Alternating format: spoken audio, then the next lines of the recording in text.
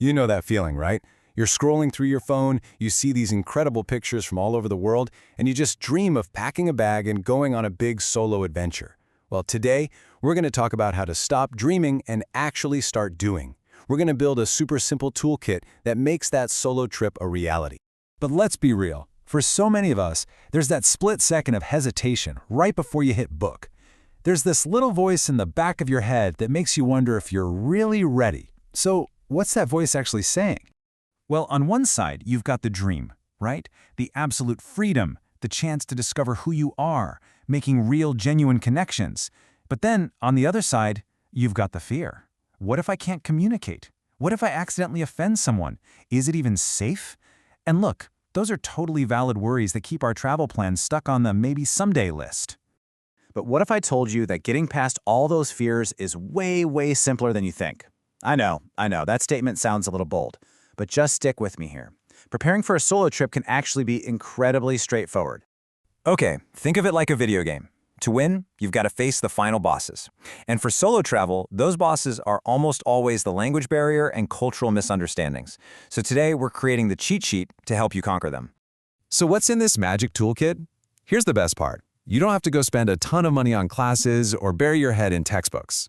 The solution is all about using two incredibly powerful tools that you probably already use every single day, just in a much smarter way. First up, let's talk about your language tutor. You can forget about those expensive apps or dusty old phrasebooks. The real key to unlocking basic, essential communication is already right there in your pocket. Yep, it's YouTube. So here's the game plan. It's so easy. Step 1, find native creators. You want to hear what the language actually sounds like, so look for vlogs or street interviews. Step 2, master the magic trio. Seriously, just hello, please, and thank you will get you so far. They're like magic words. And step 3, just listen. Don't stress about understanding everything. Just listen to the flow, the melody of the language. You're just training your ear.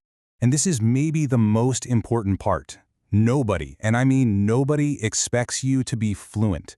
The goal here isn't perfection. It's just about showing that you're willing to try.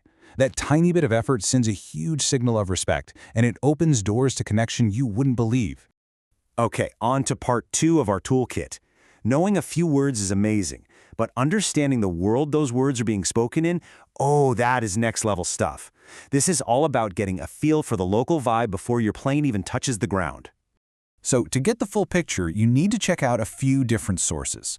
The National News Channel, that gives you the official government line. A local independent newspaper, that'll show you what people are actually talking about and debating. And then my personal favorite, expat forums. That's where you get the nitty-gritty advice, like which ATMs to use. Altogether, they create this really rich, detailed picture of a place. And let me be super clear about this. This isn't about becoming an expert on foreign policy overnight. Not at all. It's just about understanding the local conversation so you can navigate it with respect. Knowing what topics are a little sensitive or what local achievements people are really proud of, that helps you become a much more thoughtful and aware traveler. Okay, so you have these two separate skills, right? A little bit of language, a little bit of cultural context. But when you put them together, oh man, something really incredible happens. They combine to give you what is basically a travel superpower. So, first, you've got your language skills. The practical ability to say hello, to be polite, that's your foundation. But the real magic kicks in when you add that second ingredient, which is that cultural awareness. You actually get the vibe of the place, what's going on, the unspoken rules, the general mood. So when you put these two powerful things together, the result you get is so much more than just the sum of its parts. You get cultural fluency. This is the goal. This is the whole shebang. It's that amazing feeling of not just seeing a place, but truly getting it. You can connect with people on a real, meaningful level. And that, right there, is the difference between being a tourist and being a traveler. So, remember those fears we talked about? The language barriers, the cultural missteps?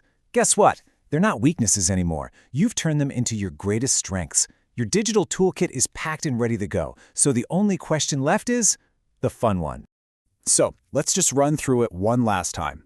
You've got your YouTube for the essential phrases, you've got your international news sources for the cultural context, you know how to put them together to create a real connection, and with that, you can travel solo with total confidence. That little bit of hesitation we mentioned at the start, hopefully it's gone, and what's left is just pure excitement and a sense of being prepared. All the prep work is done. So now, it's your turn. What adventure are you going to choose?